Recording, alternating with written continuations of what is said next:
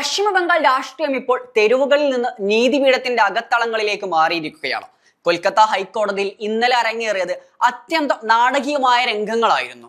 സംസ്ഥാനത്തെ തെരഞ്ഞെടുപ്പിന് പിന്നാലെ ഉണ്ടായ ആക്രമണങ്ങളിൽ നേരിട്ട് വാദിക്കാനെത്തിയ മുൻ മുഖ്യമന്ത്രി മമതാ ബാനർജിക്ക് നേരെ കോടതി പരിസരത്ത് നിന്ന് അധിക്ഷേപ മുദ്രാവാക്യങ്ങൾ മുഴങ്ങിക്കേട്ടു. കള്ളി, ജിഹാദി, ബംഗ്ലാദേശി എന്നിങ്ങനെയുള്ള ആക്രോശങ്ങൾക്കിടയിലൂടെയാണ് മമതയ്ക്ക് കോടതി മുറിയിലേക്ക് കടന്നു പോകേണ്ടി വന്നത്.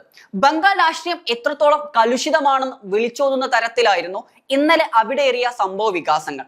ബംഗാളിലെ തെരഞ്ഞെടുപ്പിന് പിന്നാലെ തൃണമൂൽ കോൺഗ്രസ് ഓഫീസുകൾ വ്യാപകമായി ആക്രമിക്കപ്പെട്ട കേസിൽ മമതാ ബാനർജി നേരിട്ടാണ് കോടതിയിൽ ഹാജരായത്. അതും കറുത്ത ഗൗൺ ധരിച്ച് ഒരു അഭിഭാഷകയുടെ റോളിൽ അവർ ചീഫ് ജസ്റ്റിസ് സുജയ് പാൽ അധ്യക്ഷനായ ബെഞ്ചിന് മുന്നിൽ വാദങ്ങൾ നിരത്തി. എന്നാൽ വാദം പൂർത്തിയാക്കി പുറത്തിറങ്ങിയ മമതയെ കാത്തിരുന്നത് മറ്റൊരു കൂട്ടം അഭിഭാഷകരുടെ അധിക്ഷേപ മുദ്രാവാക്യങ്ങളായിരുന്നു. മമതയെയും തന്റെ അനന്തരവൻ അഭിഷേക് ബാനർജിയെയും ലക്ഷ്യം വെച്ച് അമ്മായിയും മരുമകനും കള്ളനാണെന്ന് അർത്ഥം വരുന്ന രീതിയിലുള്ള മുദ്രാവാക്യങ്ങൾ അവിടെ നിന്ന് ഉയർത്തിക്കാട്ടി. ഇതിനു പുറമെ ജിഹാദി എന്നും ബംഗ്ലാദേശി എന്നും വിളിച്ചാക്ഷേപിച്ചതോടെ കോടതി പരിസരം സംഘർഷഭരിതമായി മാറി. തന്നെ ശാരീരികമായി ആക്രമിക്കാനുള്ള ശ്രമമാണ് അവിടെ നടന്നതെന്ന് മമതാ ബാനർജി പിന്നീട് മാധ്യമങ്ങളോട് പ്രതികരിച്ചിരുന്നു.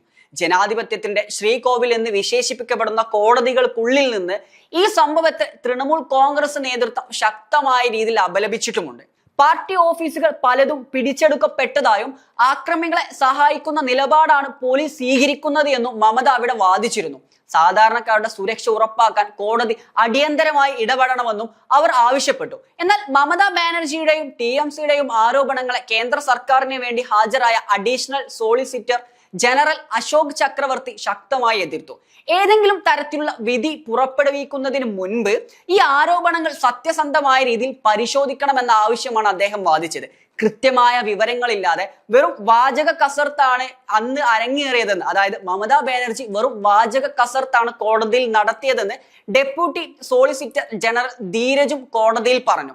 സാമൂഹ്യ മാധ്യമങ്ങളിൽ പ്രചരിക്കുന്ന സ്ഥിരീകരിക്കാനാവാത്ത ഫോട്ടോകളെയും അവ്യക്തമായ പരാതികളുടെയും അടിസ്ഥാനത്തിൽ ഇത്തരം ഹർജികൾ പരിഗണിക്കുന്നത് ശരിയല്ല എന്നും പോലീസിന്റെ പക്ഷം വാദിക്കുന്നുണ്ട്.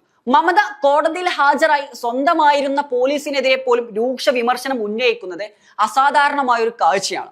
ബംഗാളിലെ ക്രമസമാധാന നില തകർന്നു എന്ന പ്രതിപക്ഷ ആരോപണങ്ങൾക്ക് ഇത് കൂടുതൽ കരുത്തു പകരുമോ അതോ ജനങ്ങളെ സംരക്ഷിക്കാനുള്ള മമതയുടെ പോരാട്ടമായി ഇത് മാറുമോ എന്നത് വരും ദിവസങ്ങളിൽ വ്യക്തമാകും. Waytonikah.com, the exclusive Muslim matrimonial site.